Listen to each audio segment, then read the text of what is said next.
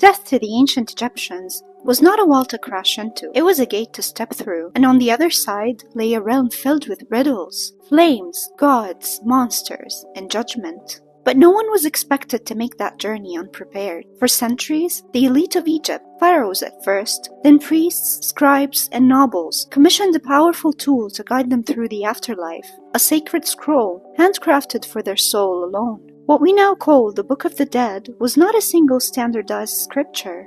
It was more like a spellbook, a personalized manual for surviving death, filled with magical texts, divine passwords, and prayers carefully chosen by the individual during life. Some scrolls were short, some astonishingly long, some were richly illustrated, others written in plain script. Each one reflected the fears, desires, and beliefs of the person it was made for. And among the most exquisite ever discovered was the scroll created for a man named Ani, a royal scribe from the city of Thebes. Not a king, not a warrior, just a man who hoped that, when his time came, the gods may let him pass through safely and live again. His scroll is over 3,000 years old. It still survives today, and if we read it closely and follow its magic, we can walk with Ani through fire, shadow, and light, all the way to the gates of eternity. Ani lived during Egypt's 19th dynasty, around 1250 BCE, a time when temples gleamed with gold, and the power of the priesthood rivaled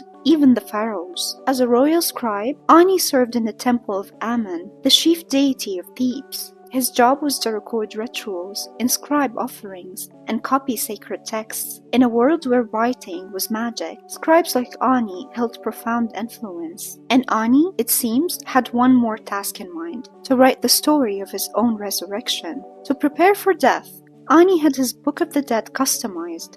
His scroll, stretching over 78 feet long, is not a book in the modern sense, but a collection of spells, illustrations, and hymns, drawn from a tradition that spanned more than 1,000 years. These texts were known by the ancient name, the Spells of Going Forth by Day. Ani's journey begins, like all mortal journeys, with the moment of death. His body is carefully handed over to priests, men trained in both embalming and sacred protection. With bronze tools and linen cloth, they begin the ritual of mummification, meant not only to preserve the body, but to ready the soul for what lay ahead. The organs are removed and placed in canopic jars, each guarded by a son of Horus. The lungs, the stomach, the liver, and the intestines, all removed. Only one thing remains: the heart. To Egyptians, the heart was not just a pump of blood, it was memory, conscience, identity, the center of the soul's record. It would be needed for the final judgment. The body is dried using natron salt, a natural preservative from the desert, then wrapped in dozens of layers of linen soaked in resin. Between the layers, priests insert amulets, small protective charms, each blessed with a spell. Most important of all is the heart scarab, a black amulet placed over Ani's chest. Upon it, carved into stone, are words from spell 30b of the Book of the Dead. O my heart, do not rise up against me as a witness. Do not speak falsehood in the presence of the gods. This is Ani's plea to his own heart. Don't betray me. Once the body is sealed and buried, Ani's Ka, or life force, awakens in the realm of the dead, the Duat. But this is no gentle passage. The Duat is vast, shifting, and treacherous.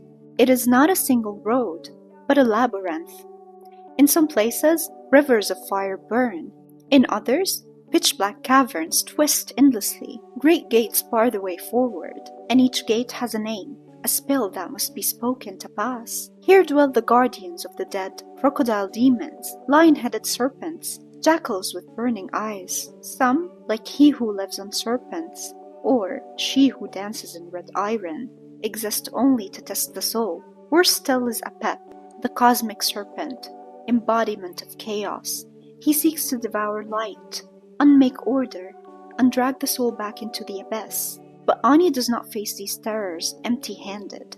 Ani's scroll contains over 190 spells, selected specifically for his journey. Not all scrolls were the same. They were tailored by the deceased during life, often at great expense. Some spells turn enemies to ash. Others call on gods to open hidden doors. Some even transform Ani into animals: a falcon to fly, a lotus to hide, a heron to rise above flame.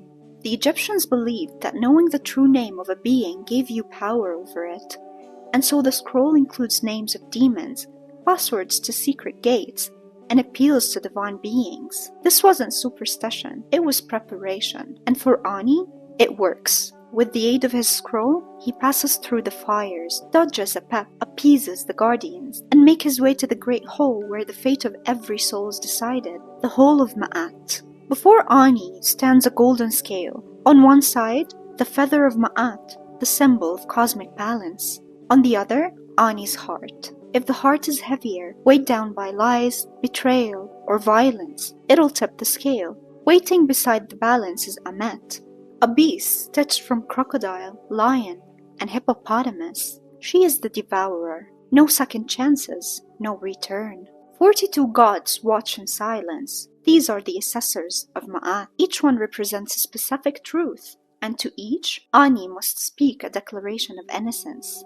I have not stolen. I have not uttered lies. I have not turned away the hungry. I have not defiled the river. I have not caused suffering. This list, called the Negative Confessions, is Ani's defense. Knows his soul isn't spotless. That's where the heart scarab does its final work, silencing the heart from speaking out against him.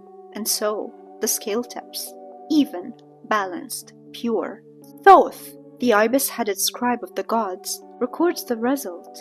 Ra, the radiant sun god, steps forward, and at least Ani is brought before Osiris, lord of the underworld, the once slain god who rules over the blessed dead. Osiris opens the gates of paradise. Ani passes through into the field of reeds. Here, everything Ani loved in his life is reflected in eternal perfection. Grain grows high, waters run sweet, the air is soft, eternal spring. He is reunited with his loved ones, his parents, his ancestors, and like all the blessed, he has work to do, not as punishment, but as harmony. Ani is given a field to tend.